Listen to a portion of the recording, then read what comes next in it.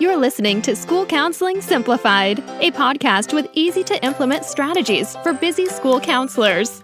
Here's your host, Rachel Davis from Bright Futures Counseling. Hey everyone, thanks for listening to another episode of School Counseling Simplified.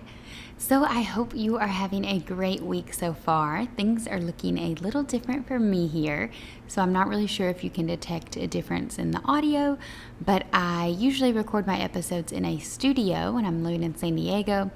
It's kind of nice because my house is pretty noisy there. But we have moved, so if you've been following me on social or anything, I've kind of been talking about it.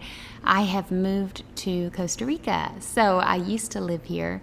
Last year I worked at an international school here as the school counselor, and then I went on maternity leave, and then we went back to the U.S. to spend time with family and our new baby. But now we are back down here, so I'm still taking time off to spend time with baby Marin, so I'm not working at the school, but I am very happy to be back in beautiful Costa Rica. I am near Tamarindo in the Guanacaste region, if you are familiar. So it's a beautiful country.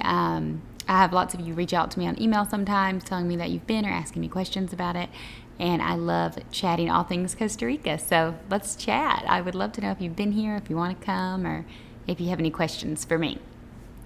But a note on the audio, so I am not in a studio because I live in kind of a small town and we don't have that here. But I do have a fancy new microphone, so I'm at home but with a new microphone. So hopefully you don't notice too much of a quality difference because this is what I will be recording for the near future. Okay, so this month we've been talking about guidance lessons, class lessons, SEL lessons, whatever you want to call them. I like to move away from the term guidance because we are school counselors, not guidance counselors, and I know so many people have fought for that change, and it's really important for us to make sure that everyone knows our role and our title correctly as school counselors. I totally believe in this, but yet at the same time, I still end up calling them guidance lessons out of habit or default. I'm not sure, but I've been actively trying to call them class lessons or SEL, social emotional learning lessons. So, or counseling lessons. What do you call yours? I would love to know. Send me a message. Instagram's the best place to connect with me. Let's chat about what you call them, and maybe together we can all collectively kind of steer away from guidance lessons. But anyways, these class lessons are what we're focusing on this month in February. So this week, I want to talk to you about how to choose your lesson topics. And you know, last week I shared with you the anatomy of an engaging class lesson. And I probably should have switched these episodes so you could pick your topic first and then plan your contents of the lesson. But anyways, we're doing the topics now. So how to choose your lesson topics. I have 4 points here for you, 4 simple things that you can go through to determine what to talk about. So number 1, start with what you have. So maybe your school has provided you with a curriculum. Many times people are provided with like Second Step, that's a popular one, or another guidance lesson curriculum or character education curriculum. If you're provided with something, that's amazing. That's a really good starting point. Now, a lot of times these are flawed or outdated or maybe not as engaging or fun as you had imagined. So you can tweak it a little bit to your liking, but start with what you have. I, in the past, have used Second Step, but like I said, I kind of modified it. I used their basic themes and points, but I added my own kind of spin on it and some of my own resources and activities, games, where I would pair like a video that I found with their lesson. And a Second Step is really big into the puppets, and I just can't get around to doing the puppets. It's just not my thing. So I would always omit the puppets and kind of replace it with something else. So start with what you have, a school-provided curriculum. You may also have like a character education program that your school's working on. So for example, like character counts with the different pillars. You could determine your class lessons based around the different pillars. Or you could use a book or something to plan your class lessons. So at one school, my principal was very into John Wooden and the Pyramid of Success that he has. And he has written a children's book called Inch and Miles. And it's a really cute book, and it's also about a pyramid of success.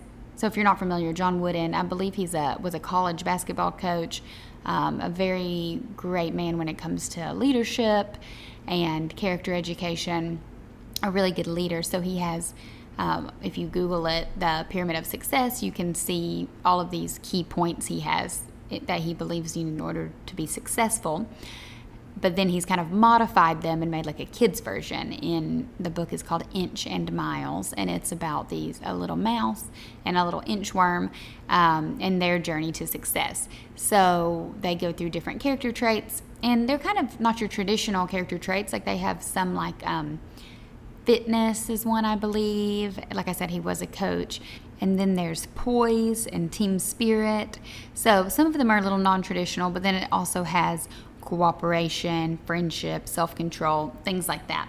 So my principal at this one school really wanted me to focus on these traits. So what we did the first year, I would teach every trait, and there's like 15. So we were doubling up. I think I was combining some of them. For example, like friendship and loyalty, I would do as one lesson together, or like hard work and determination, one lesson together. But what ended up happening was this was a lot of character traits for the kids to remember, especially the younger students, like first graders and stuff. So after the first year, that's what we did. But then the second year, we tweaked it, and different grade levels received different lessons, like 5 different points or something. So the idea is that if they went to our school K through 5, then they would eventually have learned each block of the pyramid. So the reason I share that example with you is to be flexible and constantly modify what you're doing and try to find room for improvement. So start with what you have. You can do that school-provided curriculum, a character education program you're using. You can use a book, kind of like I did, or do a combination.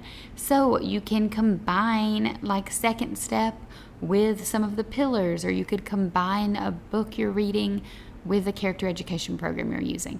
Get creative, but start with what you have, because it's better than starting from scratch, right? Okay, my second tip is to crowdsource. So what that means is simply ask what people want. Survey teachers, parents, and you can even do this with students. So if you send out a needs assessment at the beginning of the school year, which I totally recommend, that's a great way to find out needs at your school to go to plan your lessons. So areas that teachers think the students need to focus on. So perhaps there's a lot of students struggling with self-control, or perhaps there's been like a cyberbullying problem, then those are topics that you can focus on based on their survey. Now, if you did not do a needs assessment at the beginning of the year and it is February and you're thinking, oh no stress. It's never too late to send one out. So send out a quick needs assessment. I have an inexpensive one in my TPT store that's like a template. It's digital and editable. You can snag it in there. I'll link to it in the show notes. And that's a great starting point to kind of survey teachers. I've only done this with teachers, and then I've met with admins to plan. But when I was preparing for this podcast episode, I was thinking you could even do this with parents or even students themselves, especially if you're working with older students. Ask them what kind of lessons they would like, right? Then that will get them even more invested, which will help them stay even more engaged. The third point is to keep them timely. So think about the sequence. Teachers use scope and sequence when they're doing lesson planning. So I want us to think about this as well. Think about the months and the needs for those months. So for example, the beginning of the year, back to school, I like to use like a growth mindset lesson. That's a great one to start off with. And then maybe as you get into October, that's bullying prevention month, you could do a bullying prevention lesson. And then at the new year, January, you could do like a goal setting lesson. And then maybe around spring break time, try to do like a focus and attention lesson, because maybe kids are getting a little distracted. So think about your school year and what makes sense for which lessons should start, right? Or which lessons should be when. So if there's like a common trend that you're noticing of behaviors, or if there's like a certain event, or maybe your school really does like random acts of kindness or great kindness challenge, you can try to do like a kindness or friendship or empathy lesson around that time. So this way it's just keeping everything on board and really creating like a school-wide approach to things. The idea is, it's kind of like the idea that you have to see something like 3 to 5 times before you buy it, for example. So you know how it is. You get targeted with like a Facebook ad or something, and then you see it on TV, and then you see it on your phone, and then you notice one in person, whatever it is, like let's say a water bottle, and it just keeps coming up, and it's really top of mind for you. Well, you want that to be the idea with the word for your students. So if your character trait is friendship or loyalty or something, you want to teach a lesson on it. But then how cool would that be if that was also that month's theme in another way? Like maybe you were doing a friendship club or at lunch, or if they were doing candy grams, or I'm just kind of spitballing here, different ideas that have to do with friendship. Now, something else you can do, this is just kind of a bonus thing I thought of that I used to do, is whatever the class lesson topic was for the month, I would create a bulletin board in the hallway outside my door with something of that theme. That way it was just a visual reminder for students as they walked by on campus. They could be reminded of the lesson. So if they had a lesson the first week of the month, then the whole rest of the month they're still seeing that visual reminder. So that's a good idea as well. So keep them timely. And then finally, my 4th tip for you for choosing your lesson topic is to do as needed lessons. So this kind of goes back to crowdsourcing them, but this is a little different. I have my planned monthly lessons. So for example, let's say in November, everyone's getting a lesson on self-control. So the topic self-control, K through 5 or K through 8 is getting this lesson on self-control, but I'm modifying it to fit their different needs. So the kindergarten self-control lesson is going to look a lot different than the 7th grade self-control lesson. So while I do like to use the same topic across grade levels, I do modify it significantly based on age and developmental level. So self-control for little ones may look like blowing bubbles and trying to get them not to pop the bubbles. Or there's a funny video I like to show of like Cookie Monster trying not to eat a cookie. And you can have those discussions on self-control. Whereas with 7th grade, perhaps it's more like peer pressure related, and maybe you're doing role play or a big group discussion on what that's like and how to stick up for yourself and show self-control in a peer pressure situation. So I like to use the same topic across grade levels, but modify it depending on the age. That being said, so I will have a lesson topic planned out for each month, but let's say a teacher comes up to you and their specific class is having an issue with something, do a bonus lesson for them. So this is what I mean by an as-needed lesson. So I have done this. A few that come to mind are I did one on sportsmanship. So we had some elementary students who were having a hard time during recess. They were all playing soccer and just getting kind of rough and not being good sports. But it was one class particularly. So in addition to their regular monthly lesson that they were receiving, I went in and did a bonus lesson on sportsmanship. And I've done this again. There was a 4th grade class at a different school that was having, a lot of kids had found I don't even remember what it was, some kind of chat room thing that was dangerous, not a good place for them to be on the internet. So I did a specific cyber safety lesson just for this grade because the other grades weren't really having an issue with this. So instead of changing it the whole month, I just kind of like drilled in on one specific grade level and they got a bonus lesson. So I hope that makes sense. Basically, I recommend you choosing each month to have a different lesson and topic, and then you'll use the same topic for all grades, but you will modify it depending on age level. But in addition, you can do those as needed lessons. So that's really cool. You want to let teachers know that those are available because they may not even know that this is a resource that you offer. It does take some more time and planning on your part because you've likely already planned in advance your big lessons, but then this might be something you have to come up with on the fly. But it's really cool, and those are some of my favorite lessons a lot of times. So if you can find some time in your schedule, I totally recommend offering those as-needed lessons. Okay, so to review choosing your lesson topic, first start with what you have. Look at what your school has provided you with, and don't be afraid to kind of combine it and do like a grab bag of sorts to fit your students' needs. Number 2, crowdsource. So send out a needs assessment or survey to find out what your student body in particular needs, how you can best support them. Number 3, keep it timely. So look at your calendar and what lines up and what makes sense based on the months or time of year, seasons.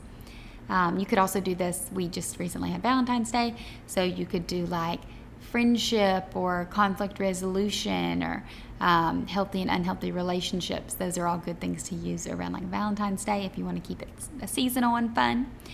And number 4, finally, those as-needed lessons. So offer teachers the opportunity to request a specific lesson in addition to their character education lesson that they're getting each month. I hope you found this helpful. I have a freebie for you to go along with this. So I have a guidance lessons workshop. It is an email workshop that you can start at any time. It's completely free, and you'll get a few emails. That's like a little mini professional development, but more fun.